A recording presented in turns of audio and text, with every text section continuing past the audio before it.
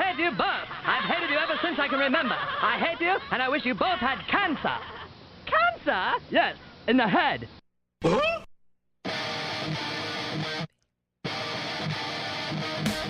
I'm as mad as hell, and I'm not going to take this anymore.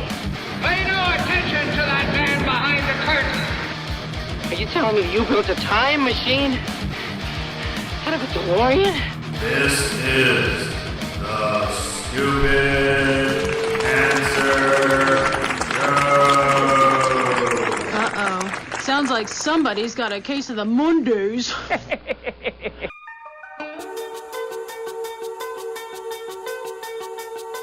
Hello there, children. Hey, kids.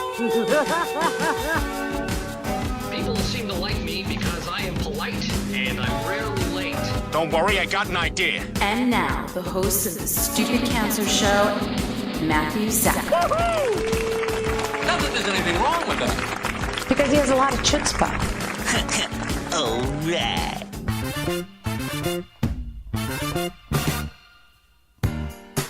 Hello and welcome to episode 379 of the Stupid Cancer Show, the voice of young adult cancer. I'm your host, Matthew Zachary, proud 20-year young adult brain cancer survivor, coming to you right now from the Chemo Deck, our fabulous studio in downtown Manhattan. Broadcasting since 2007, the Stupid Cancer Show is a production of Stupid Cancer, the largest charity comprehensively addressing young adult cancer, online at stupidcancer.org. I'm Kenny Kane, co-founder of Stupid Cancer, welcoming all of our first-time and returning listeners. Never miss an episode by subscribing to the podcast on iTunes and following us on SoundCloud. It is not okay that 72,000 young adults are diagnosed with cancer each and every year. So, got cancer under 40? Sucks, huh? Time to get busy living, folks, because the Stupid Cancer Show is changing the world one chemo infusion at a time. Got a great show lined up for you here. Cancer? I need a lawyer. We are shining a light on the New York Legal Assistance Group.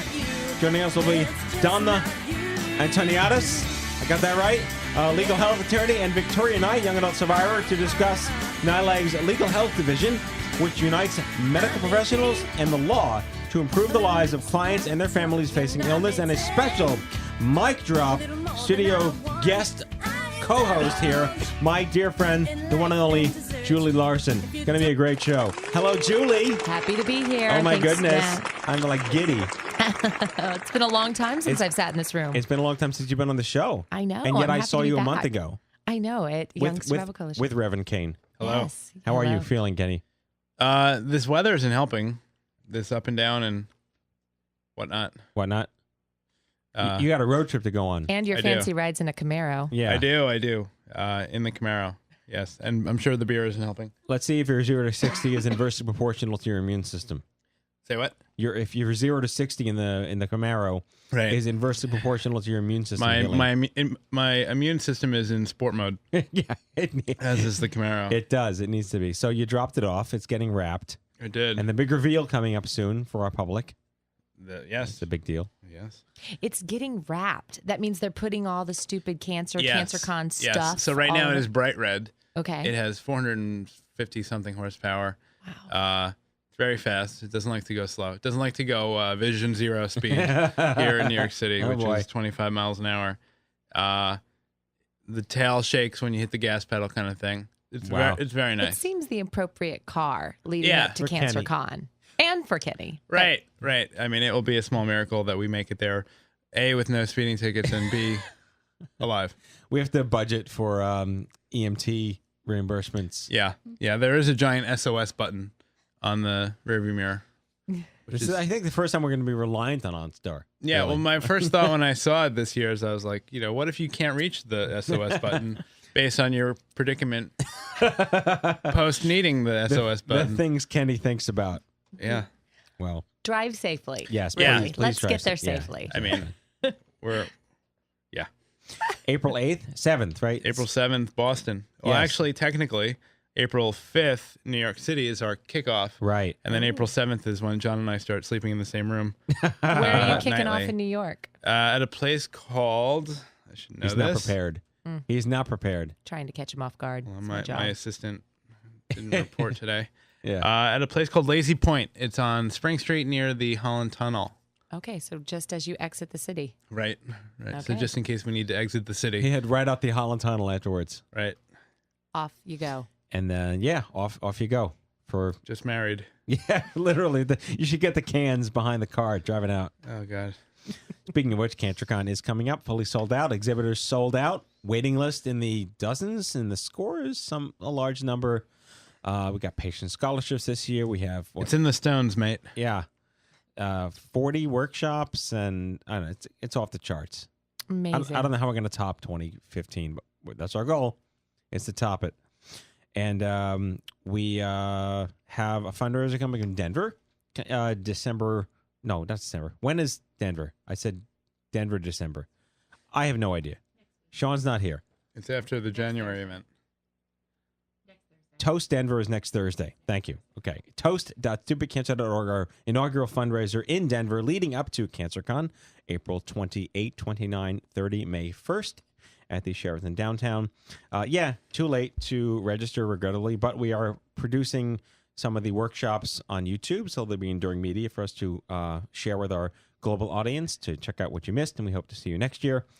And I think that's pretty big news right there. Anything with the store, Kenny? Always new merch happening.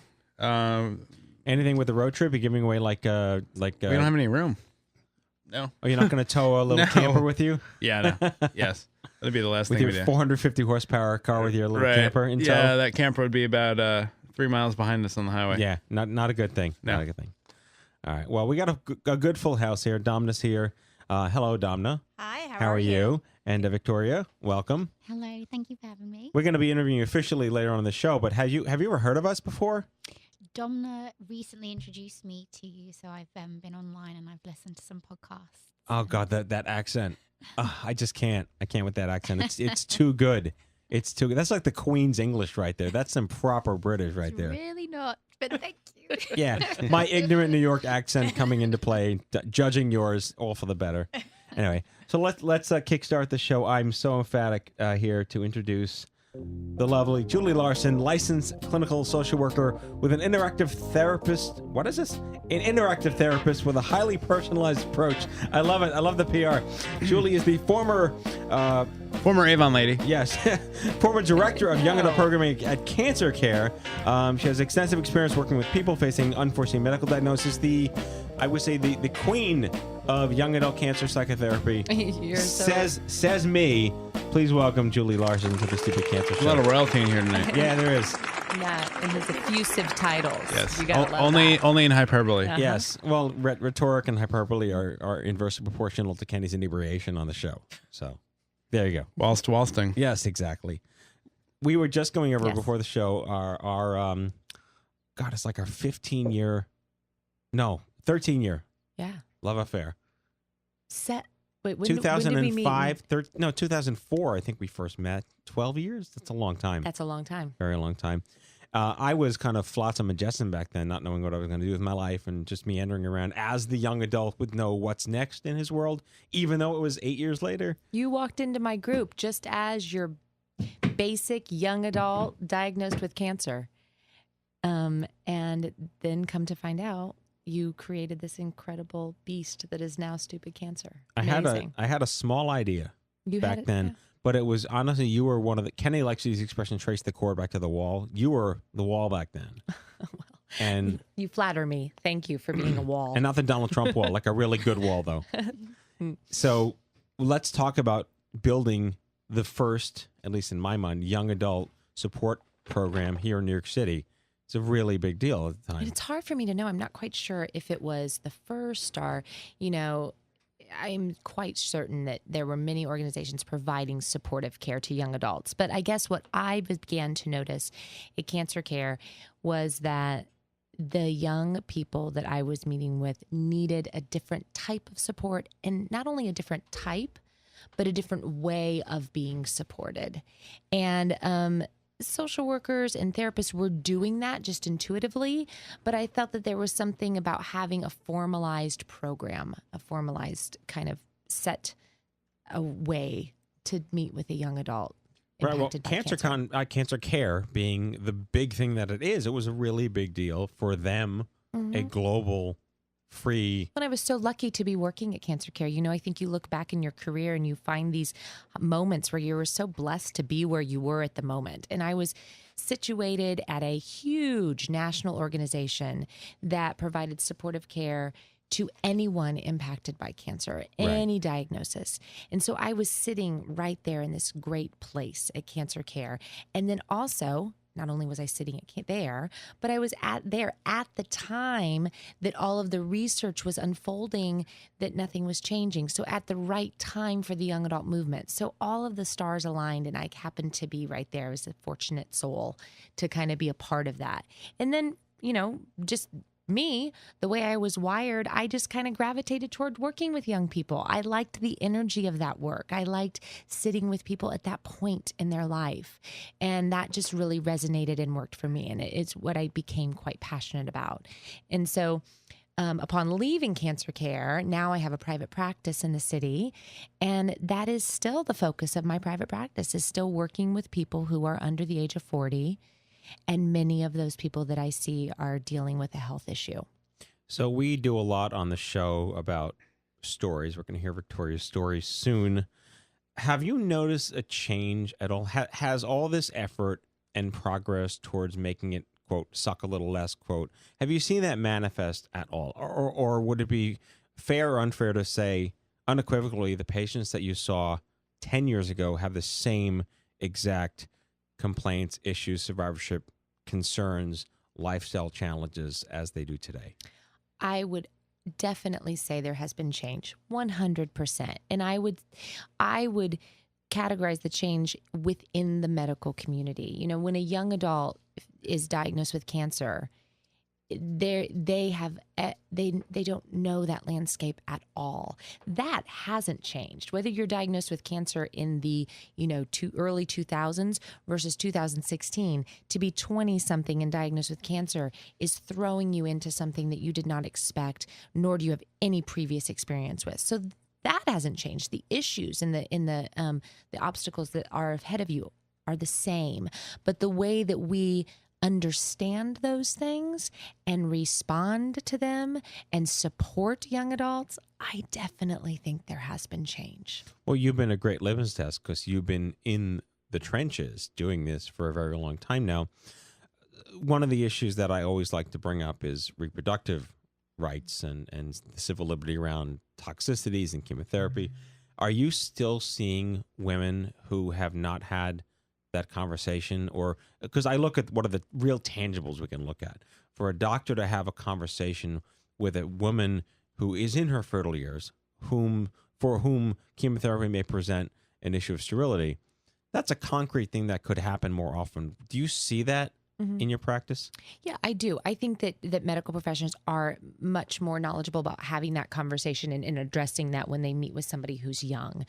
The question is, then what do we do about it? You can talk about it, but that conversation happens at the same time that people are trying to decide what treatment course to do, and also managing their worry and their fear about addressing the cancer in their body. So that conversation doesn't just happen in a vacuum, but the fact that it's happening has that I think is different. Well, that's important because we don't really see a lot of that in our day to day. It's nice to hear that from your vantage there has been, I guess we can call it progress, but that it really is a little better than it was when we first got started. But I want to talk about that because it's such a personal experience for me. So much of me got brought out being a part of your group at Cancer Care.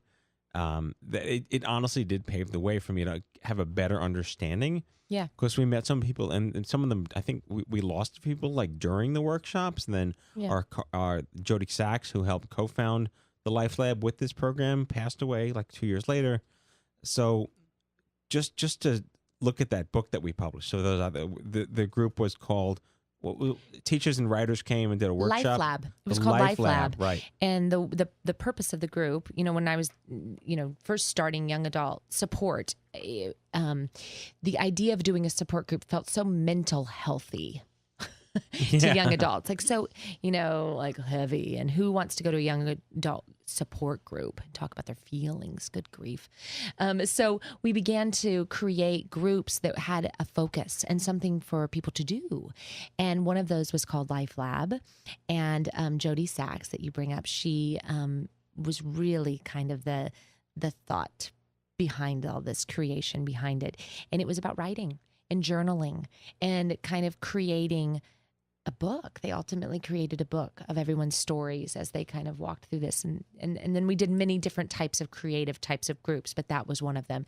And, you, Matt, and I sit here in kind of the place of like, what do I share about Matt that is confidential in my head? Yeah. And how do I, but like, all young adults aren't, I don't know if we can even say young adult, but across the board survivors have a strong need often to give back and to make some sort of purpose out of their experience. You had that very strong within you.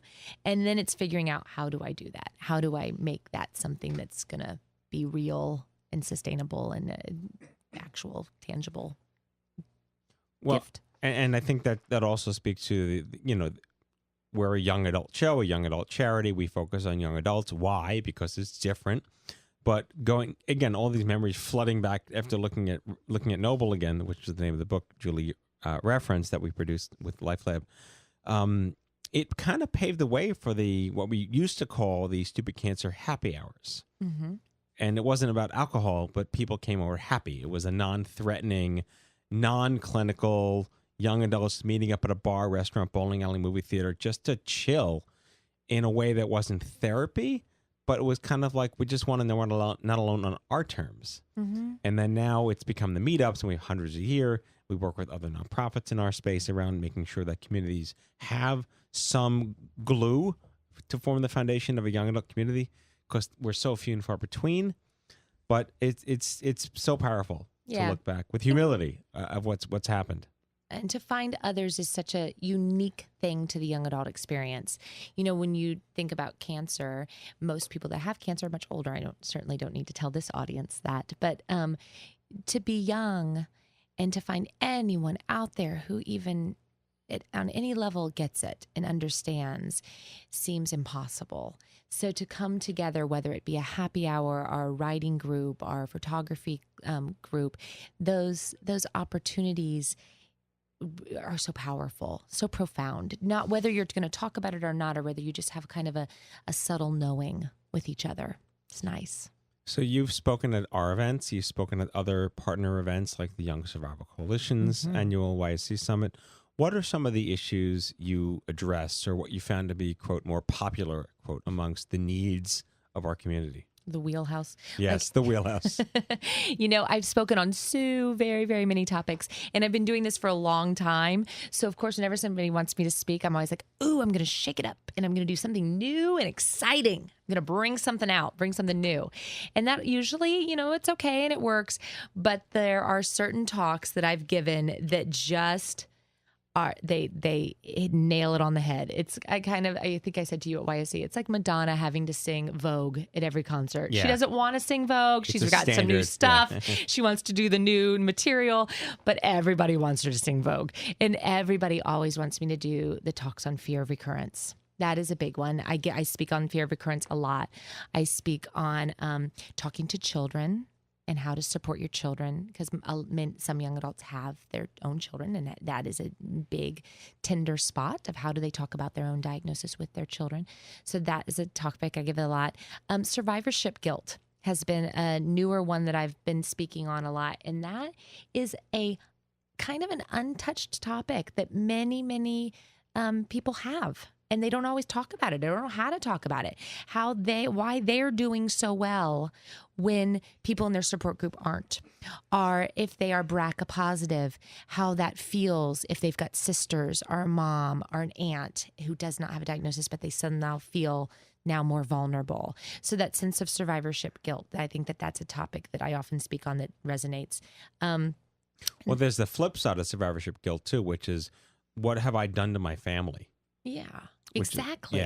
Exactly. That's all part of that talk. Mm-hmm. It's quite a it's quite a powerful conversation that we're not really having a lot. So when I've given that talk, that room is very full because people are like, oh yeah, I do have that, but I've never really even named it or articulated it. So that's another and powerful subject to kind of speak on. So if we can focus for a minute on a fear of recurrence, clearly that is hit the nail on the head. We all go through that. I'm having, I think I told you this, I'm actually having my 20-year brain scan and spinal scan in 2 weeks, which I didn't know I was supposed to have because at 15 years, the doc's like, you're going to die, something else, stop coming. Right. And then all of a sudden, he's like, you should come back for a scan. I'm like, why am I coming back for a scan? There's nothing wrong with me. But again, here's that scan-anxiety coming up, and I'm so far out, one might say, oh, Matt's doing, nope. Family's freaking out, wife's freaking out. That's what it is. How do you, or what do you share with people about managing? So, we talk about, the main, it's an hour talk, Matt.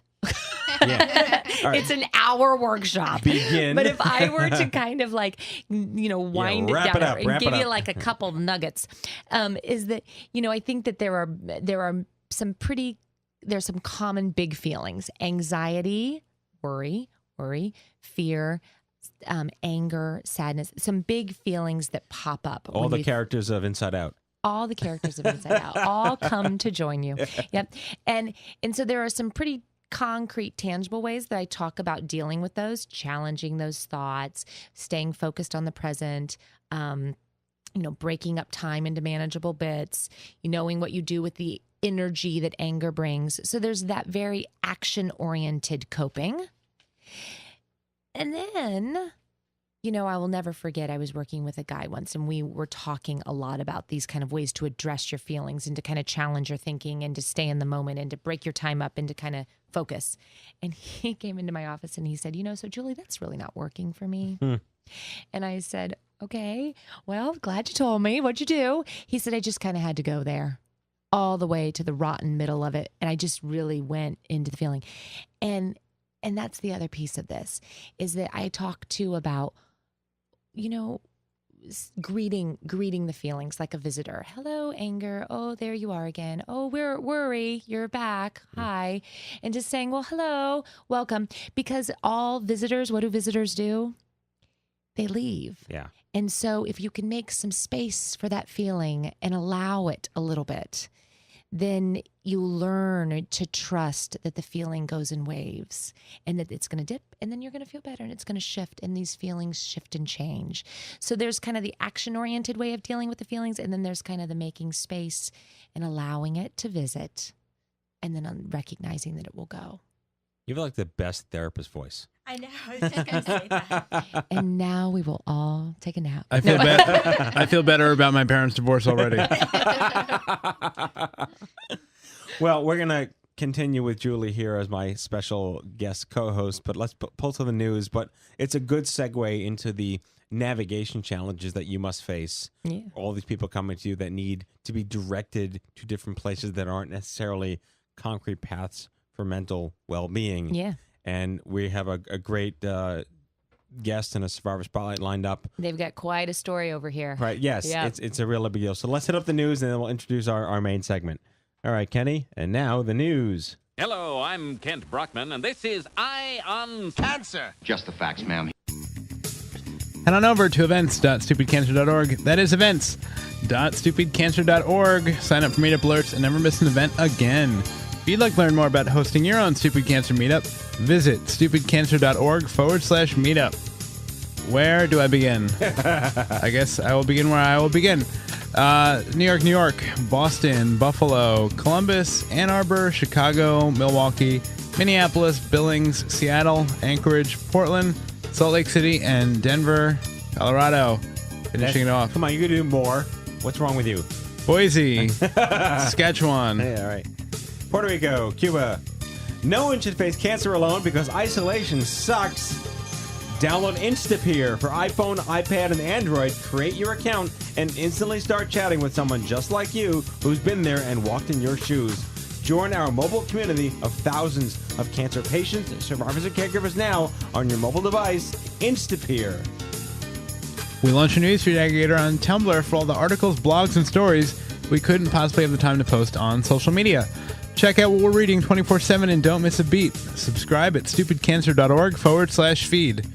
For young adults, clinical trials are a red-hot mess. So we are throwing our hat in the ring to make some sense of the madness. Introducing I Am Not a Trial. Real young adults, real faces, and real stories ripped right from our own community.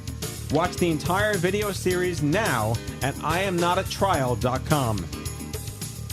Support our programs and services by heading over to stupidcancerstore.org. You'll feel great and look great in your new Stupid Cancer gear. That's stupidcancerstore.org. Be proud, wear Stupid Cancer. And that is your Stupid Cancer News. All right, our main segment here. I'm going to botch this last name again. I don't care. Domna Antoniadis. Yes. Oh my goodness. 2 for 2. She is an attorney at LegalHealth, which is the largest medical legal partnership in the country. She works in collaboration with the oncology teams at Bellevue and Mount Sinai Health Israel Hospital, Beth Israel Hospital, to provide free legal services to cancer patients. And joining her, young adult survivor Victoria Knight from the UK, diagnosed with ALL, right? Yes. All sorts of fun with ALL there. Yes. While on vacation, all the better, visiting family. She's with us here to share her story and talk about how the law can actually help you. And with that, you get your own applause. Welcome to the Stupid Cancer Show. Thank you very much. We had a bit of banter before the show, and Domna, you and I go back a couple of years. Yeah, so, I mean, Matthew and I met kind of maybe 4 or 5 years ago. A while ago, yeah. And I might have had hair back then. I don't think so. Okay, fair enough. And, as of late, now I'm sort of doing a lot of work just with cancer patients and had done a talk recently for young adults at Cancer Care. And it really got me thinking again about how there's so many issues that aren't being addressed and not being talked about. And, the work that I do at Bellevue and Beth Israel, really, it takes a lawyer in a different way than we normally think. And I think today, Victoria and I can kind of talk a little bit about how we can think of the attorney sort of as a healthcare provider rather than as an adversarial person in the health field. Like someone with an ad on the subway. Pretty much. Got divorce? Call 1-800-DIVORCE. Bender and Bender. Fitzgerald and Fitzgerald. They're giving them free earned media here. All right, Victoria, you are up. God, diagnosed with ALL as a young adult while on vacation. Yes. Not that there's a good time for it to happen, but still. No, it was a blessing in disguise, believe it or not. But yeah, no, I have my father's side of the family is over here in New York, but I don't actually have any legal ties to the US because my parents weren't married. So Domna has been instrumental in my care and keeping me here with my family. I was diagnosed back in October 2015. I just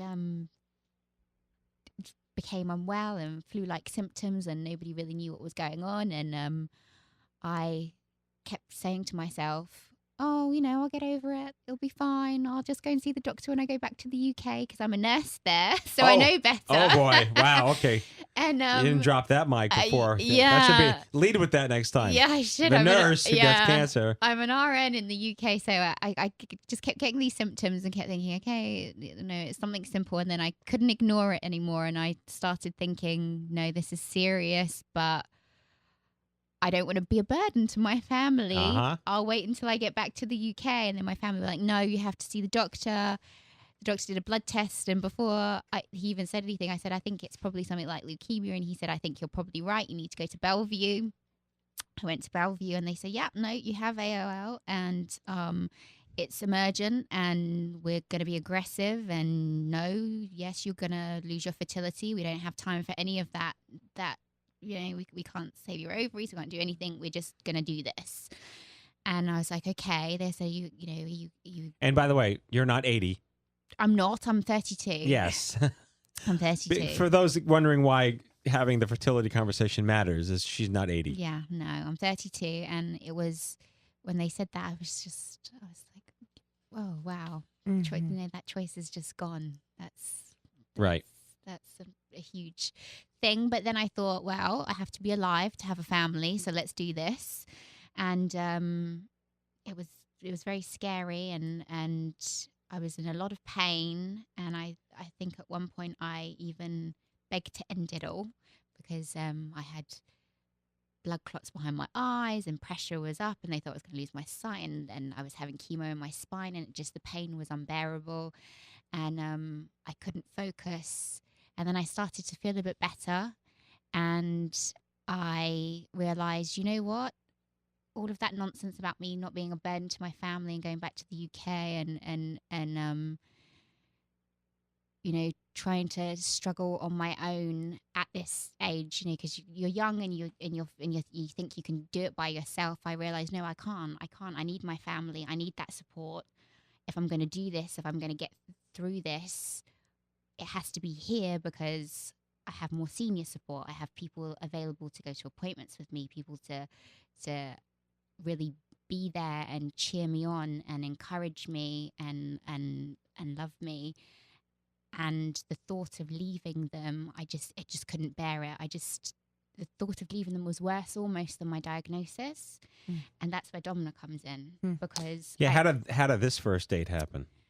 So, which is a bit of a blur to me because I don't remember a lot of my diagnosis, but I just remember lying in the hospital, feeling so ill, with this face that I thought was an angel that was telling me, I don't know how we're going to do this, but I'm going to keep you here because this is where you need to be. Because my doctors were even saying, you know, this is going to be a long road. You're going to need your family. We feel you've got more senior support here. I mean, I have a beautiful family in the UK, but I have more senior support here. And I don't think Domna really realized how much I focused in on her, and she became my guiding light, if you like. So are you normally made aware of new patients at Bellevue? How did that interaction first start? So I think this is sort of kind of what we really wanted to talk about is usually legal services, it's a refer out. You know, the patient finds the lawyer online, it's through legal aid. And kind of what we had is we sort of had a little system in place in the cancer team. And I had my weekly clinics, but they would flag cases that they thought there would be some sort of legal issue coming up, and especially with the blood cancer patients who might need a transplant. So Victoria was in October, they had admissions of, I think, like 12 acute leukemics. It was sort of this panic. Wow. And she was sort of on my list of, we have, 32-year-old UK female, recently diagnosed acute lymphoblastic leukemia. Can you visit her inpatient? There's something about her immigration and a visa and transplant, and we're not sure, but can you go? So it's sort of actually, we have our, whatever privacy protections in place, but it's the doctors, the social workers, they'll sort of problem spot. And so they told me to come and meet her, and the first time I saw you was, I think, after you had your incident with the psychiatrist and palliative care, because you had sort of been freaking out a bit. And we kind of talked and said, okay, well, where are we at? What's our goal? Which I think is sometimes something that's overlooked. Because it's not just the cancer, it's your whole life. Yeah. Mm-hmm. So what's our goal? Yes, obviously, we want to treat the cancer. We want the best treatment we can get. And, Victoria was really fortunate. She had her travel insurance, and she's from the UK. But then we also talked about, well, for her, she would need a transplant. And what's needed for that? You need the supports. You need to have, a lot more than just access. So, we... How novel, by the way, to treat the whole patient. I mean, I think that's the thing. There's so much talk, right? This holistic, comprehensive care. And really, it's, to really treat the patient, in a sense, the patient needs to have their own advocate. And who better than an attorney? Well, of course. Julie, do you see this a lot? Well, I was just, I was talking to them before the show. And, what you touched on, too, was that medically, you could have gotten care here or UK. Yeah. I mean, ultimately that could have been figured out.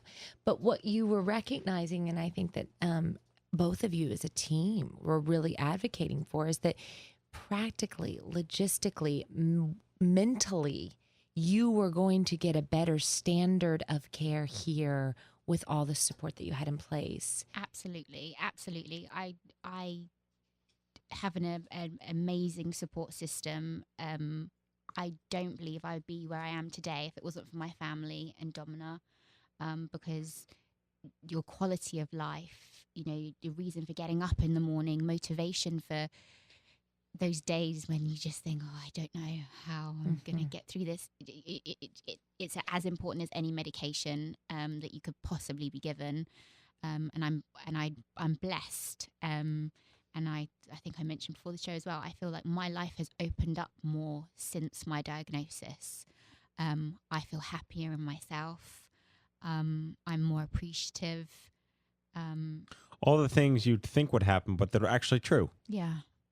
It's crazy. You found quite a lawyer. I mean, just listening to you speak, Domna, what a lawyer to find. Unbelievable. She's amazing. She honestly don't want anybody else in your corner, because especially with my case, I know it's unique with the immigration side of things, but Domna has not stopped for the past 6 months. It's just every obstacle is okay. This is challenging, but we're gonna try and move around this, because she fully appreciates how important it is for me to have the support that I have in order to get through these treatments. Is it safe to say that if you are dealing with a payer or a center, having a letter sent on your behalf with a legal letterhead carries a little more weight to it than if you were just trying to fight on your own? I mean, I guess, but I don't even think in our kind of part it was about advocacy, but it wasn't really about adversarial advocacy. It was But that is fun stuff sometimes too. Oh yeah. I mean, sometimes they'll be like, lawyer, can you sign this? It helps. But I think for access to care, and that's what I think our issue together was more about communicating to the doctor that yes, in theory, Victoria can go on an airplane and fly to the UK. However, if there's not a hospital that's already, coordinated with her care team, she can't fly back to the UK. And now with that information, with me sort of pushing them and explaining things, they feel more comfortable writing a better letter, being more persistent. And I think a lot of times there's fear with what doctors are going to say, and they kind of really see things as the diagnosis and the treatment. And sometimes you need someone to help open their eyes. So I don't even think it's the letterhead. I think it's more of just, again, another advocate, someone that can speak on behalf of the client, of the patient, and be able to say, I get that, the medical part, and I try to learn and understand what's going on medically, but here's what's going on with the systems in place. Here's what's going on legally. Here's what's going on with her insurance. And how can I get you on board so that we can manage everything? Because, I mean, we sort of were doing races against the clock. Yeah. We had, timeline for when her status was going to expire, and then with she had gone into remission and making sure that we can get the insurance in place so that you can get the transplant. And it was a lot of constant communication and coordination and learning from each other. I mean, I kind of had lots of talks with the doctor being like, so explain to me now for the transplant what happened so that then I can explain this to, some random person in, some governmental agency who normally doesn't care. I can sort of put the face to the name. You're the Google Translate. 100%. Yeah. All right, so let's talk pragmatics. This is not terribly scalable from a New York Legal Assistance Group perspective. Millions of people get diagnosed a year. Millions of people need navigation services. How do they get it? Where are the gaps? Clearly, this is a labor of love for you. I mean, I get paid, so. No, I know.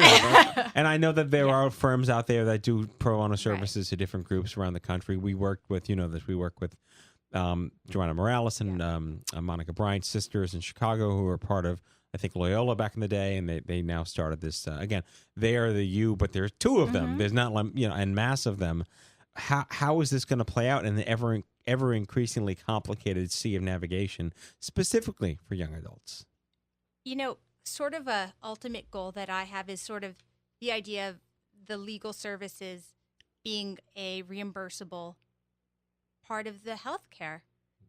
Why is it that a 30-minute consultation isn't something that can be included in health insurance. Right. And then it would be more self-sustainable. I mean, we are funded by grants or small contracts, or across the country in areas that maybe they don't have that wide financial support.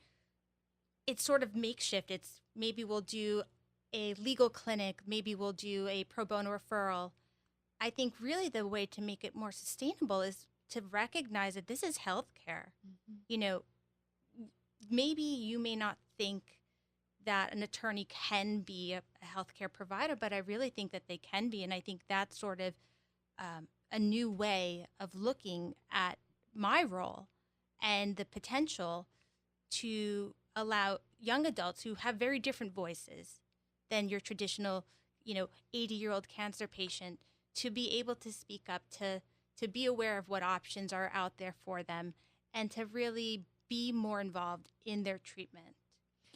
I would absolutely agree with that. My doctors have even informed me that they've changed their way of thinking through working with Domna.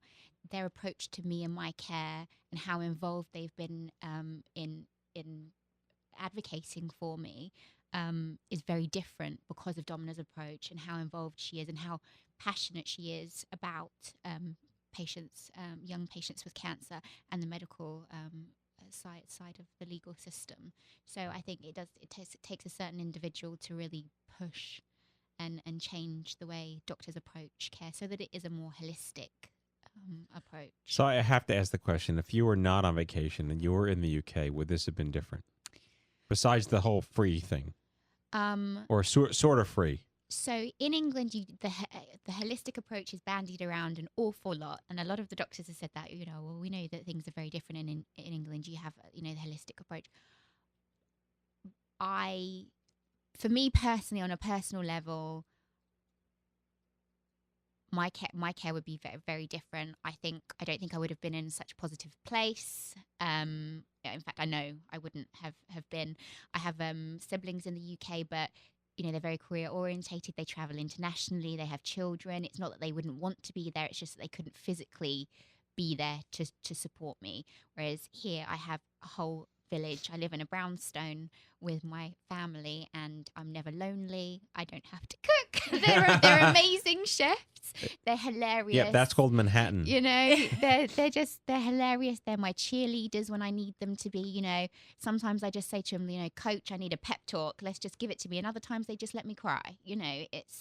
But they're very motivated and passionate about my recovery, and they just don't let me wallow.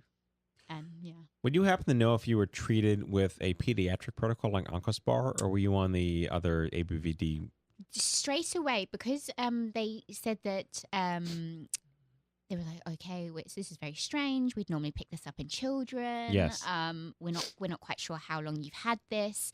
So normally we'd either go straight in with chemo, or we'd go in with the oral Sprycel and just see how you go. They just went in with both. So I had hypercvad. Okay. And I started the second cycle first because I had ocular involvement.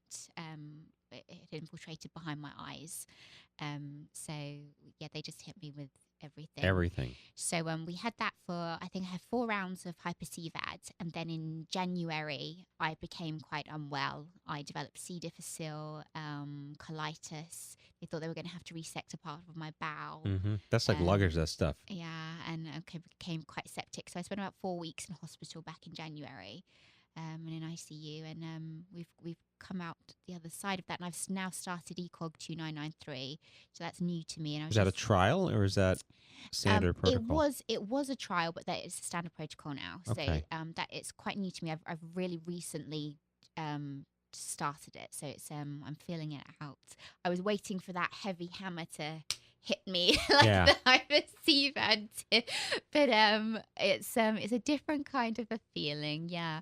But going back to Domna and her involvement in my care again, I remember one time I was in the hospital after having the hypercvad for the week, and I'm there with a sick bowl, being sick, and somebody from finance comes down and says to me, "Oh, by the way, your insurance isn't covered for this admission. Sorry to interrupt you while I'm vomiting, but can you get X, Y, and Z sent to me in an email? And I remember thinking, okay, I've rolled with the punches until now, but this is just a bit much. And crying to Domna, it's too much. I can't handle it. She said, no, we can do this. We can deal with this. It's fine. Yeah. And just her calming influence and voice and just like, no, it's all doable is great. And we're speaking about strong advocates, and certainly Domna is a strong advocate, but she's also knowledgeable around the law and around the entitlements and how this works. I mean, you can have a lot of strong advocates, but the legal end of this and recognizing that your treatment and your ultimate quality of life and your healing and your response to care was going to be impacted by all of these different things. And she was helping to make that right. You know, I think about this too with regard to work and patients and how they need to begin to navigate that legal land, because often you're talking a lot about immigration, but the other big legal pocket is often work and how people can still maintain their employment while going through treatment. And a lawyer is an incredible asset there too. Absolutely. Mm-hmm. And, you know, recognizing that to go through treatment means more than to walk in and out of the doctor's office. To go through treatment means to live your life while being treated for cancer. Yes. So I love your spunk, love your spirit, but let's get real. Does it suck at night when you're alone? Yes, sometimes. Yes, there were times when I cried and cried and cried, and just thought, wow, this is really happening. It felt like the Twilight Zone. But then I thought to myself, this, you know, they found it. I'm here. I'm not going to go anywhere without a fight. Unfortunately, I'd lost my mother to lung cancer in 2008, and I'd very much struggled with that grief for a long time. I was angry for a very long time, and I kind of just had to sit back and look at it and think, you know, I watched my mother go through all of these treatments and all of these symptoms and her anxieties and fears, and perhaps that helped to prepare me. Yeah. In some ways. So I looked at that, and then I looked at the people that had been introduced to me, like Domna. I looked at my family. The staff at Bellevue were phenomenal. And I thought, all of these people have been put in my path, and they're all on my team. And I just felt so uplifted and loved, and like I had something to live for and to fight for. So I thought, you know what, I can't let this drown me.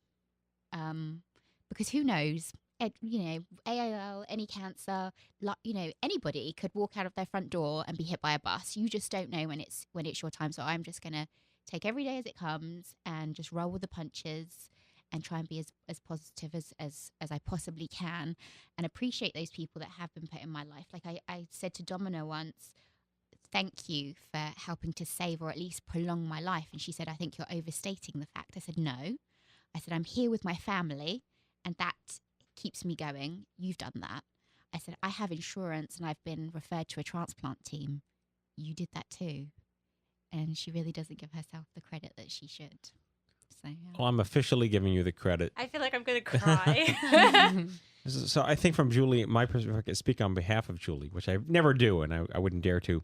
But the issue of isolation. Yes. Meeting someone else who isn't 80. In a transplant unit, you're the only one there that's not 6 or 80 years old.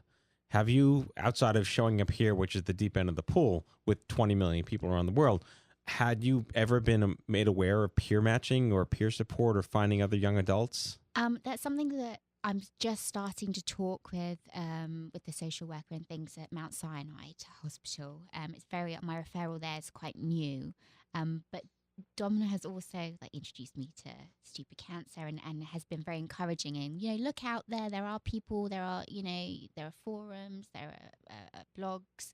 Because I think she knows that I can sometimes go inside myself a little bit. I looked at that the transplant video, the YouTube video. Yes, there's an excellent video. I love it.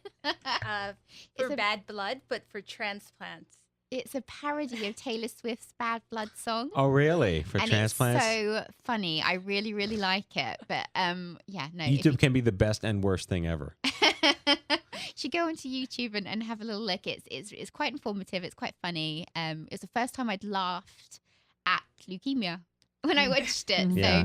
So it's quite, I would say it's go and have a little look. But no, I am going to try and there's a leukemia group at Mount Sinai. It's just because I'm under the care of 2 different hospitals at the moment. It's trying to they tend to fall on the same days. That's a lot of fun, yeah. Yes, because the doctors don't always talk to each other, and then they assume that you know things, and they're like, oh well, we don't have this, and this. I'm like, well, if you had told me last time, I would have had it all ready for you. But it's all new, and I am going to try and reach out because I am nervous about the isolation aspect of things, because I definitely think it's going to be a mind over matter. Well, yeah, it's the first time that it took me 7 years to realize I wasn't the only college student. I had 20 years out brain cancer. So it took me from 1996 to 2002 is as long as it took me to know I wasn't the only college student that ever had cancer. That's ridiculous that it took that long. And going full circle to where we started, things are actually better today than they were 20 or 10 years ago. But there's nothing that I think excites me more when a young adult realizes that they're not just not alone, but the Adult Swim pool is so huge now once you find it, and we want to make sure you find it. Yeah. No, definitely, because I mean, even just on your site and just reading recently, I think, oh, okay, so I'm not alone. Like, I've got a Metaport, which isn't a big deal now, but it was when I first had it. I felt like a cyborg. Yeah. And I didn't like to look at myself, and I didn't like to touch the area. I really still don't. But you'll make a nice tattoo when it comes out. So I'll just jazz it up a little bit down the line at some point. But and then with recent admissions and things, with this significant and drastic weight loss I had, I looked like a granny. Like I just was skin and bone, and then and you just think, am I ever going to feel like myself again? I'm not quite sure where I fit. I'm not old. I'm young, but I feel really old. I feel like a glass, like you could just shatter me. You get a little bit angry, and a little bit frustrated. But then you think, well, no, you know what? I'm still here. On those days, I'm like, okay, I feel I'm in a bad mood, but I'm here to be in a bad. It's fine. I'll move on. Yeah, stay angry. That's our motto here. Again, just stay angry. I love the idea of I'm going to just call it legal navigation services, because it does hybridize, the Fitzgerald and the subway getting divorced, and the actual patient navigator, clinical care coordinator who concierges you with that level of leadership that you didn't know you could have. So we got like best friends happening here on the show tonight. So Domna's going to work for Julie, and Julie's going to work for Domna. That would be the A-team, wouldn't it? That would be exactly. amazing. It'd be amazing. And we're going to get Victoria to CancerCon 2017 next April in Denver. Which I only just recently learned about, and I'm super excited about. So, yes, let's do that this Denver time next year. We have a big conference. We should do this topic at East. We have our OMG East Cancer Summit with 200 patients in the fall. We should just do this session, have you guys talk, and have you on a panel, which we do anyway. Mallory is like, yeah, I do the programs, Matt. Just tell me what to do. Mallory, she's on it. Thumbs up over there. Yeah, but this is such an important. So if you go to our homepage, there are buttons that we've basically designed based on what people need. I'm alone. I'm infertile. I need a lawyer. Is the third one? Am I fertile? I'm purely pissed. I need a break.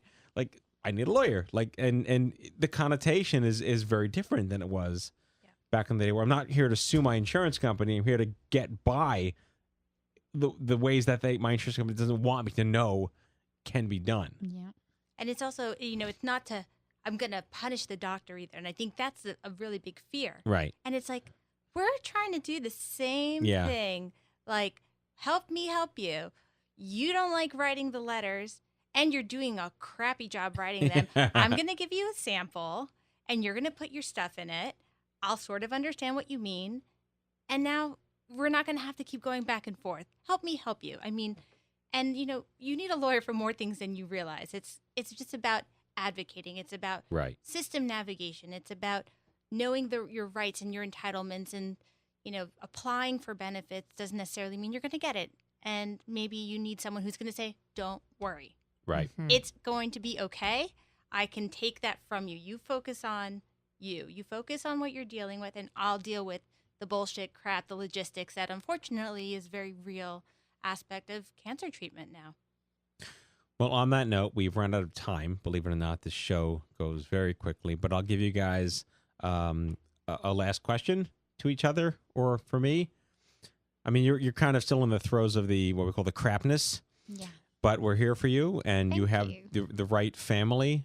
So not besides the other family, which we know you love and we're grateful you have. But I'm not really your uncle, but we can presume that Stupid Cancer will become a place for you in time to find 10,000 new best friends that you never knew about. But if you had, I don't know if you journal still or blog or plan to write, we'd love to have you write for us. What would be your message to other people in your space that aren't 80 going through crapness? Gosh. And it could be a loaded question, too, because somebody may not have a message quite yet, but... Yeah, no. Don't be afraid to ask questions. Don't be afraid to cry and be angry. Don't be afraid to just be your age, because people do try and put you in little boxes and pigeonholes, or, okay, so you've lost weight and you don't feel like yourself and you don't look like yourself, but you're not 80. You are young. If you want to put some lipstick on, put some lipstick on. If you want to wear a really outrageous top, do it. Like, just don't forget, you are still young and you're still here and you're still very, very relevant. So that's what I would say. So, Domna, LegalHealth is a division of New York Legal Assistance Group, NYLAG.org. Is that the website? Yes, it is. And they're available 24/7 for help. So NYLAG has a 1-800 or 212 number that you can call in. And LegalHealth, we take our referrals specifically from the hospital. So you can go onto our site, legalhealth.org, and we have a list of all the hospitals and how to do referrals. If you're not in New York, there's also something called the National Cancer Legal Services Network, nclsn.org. And it's a directory of other medical legal partnerships for cancer. And if there's not something in your area, you can usually email someone and they'll try to connect you with some kind of service that, can try to help some of these issues that are coming along. And Julie Larson, LCSW.com. That's right. Actually, that's my website. Is it really? Yeah, you got That's it. pretty cool. Yeah, psychotherapy available to anyone in the city or anyone anywhere, probably, right? You do phone? I do phone. Yep, I do phone. And even more importantly, certainly people could email me too, Julie at JulieLarson.LCSW.com. And I take a lot of emails. I speak around the country a lot. So if you're headed to conferences, hopefully maybe I'll see you and meet you there. But yes, I have a private practice in the city and I meet with a lot of people for all these same issues. Fantastic. What a great show. I mean, we can't cover this topic enough. I need a lawyer, but not the Fitzgerald and Fitzgerald crack, sidewalk crack. Did you slip and fall? Not a slip and fall lawyer. You know what? People have come to me for that. I'm like, I don't do that. Right. They're like, oh, I thought you were a lawyer. What if you slip and fall during chemo at the hospital? Can't do it. Conflict of interest. Right, exactly. Well, I can't thank you enough. What a great show. Cancer, I need a lawyer. And with that, our closing sequence. Prepare to activate. I hear there's rumors on the internets. You ever seen a grown man naked? And so, to all of you, a fond farewell. Hooray, I'm helping. You are a meathead. Oh, Magoo, you've done it again. That was so terrible, I think you gave me cancer. Okay, folks, that's our show. The 379th episode of the Stupid Cancer Show. Never miss an episode by subscribing to our podcast on iTunes and following us on SoundCloud. I'd like to thank my guests, Julie Larson, Domna Antoniadis, and Victoria Knight. Broadcasting since 2007, The Stupid Cancer Show is a production of Stupid Cancer, the largest charity comprehensively addressing young adult cancer, online at stupidcancer.org. Coming to you from the chemo deck, and on behalf of my whole team here at the Stupid Cancer Show, we hope you had as much fun as we did poking a stick at Stupid Cancer. Thanks for listening, and we'll see you back here on the next exciting podcast of the Stupid Cancer Show. Have a great week, folks. Cancer affects everyone, whatever the age. Now imagine you're 25.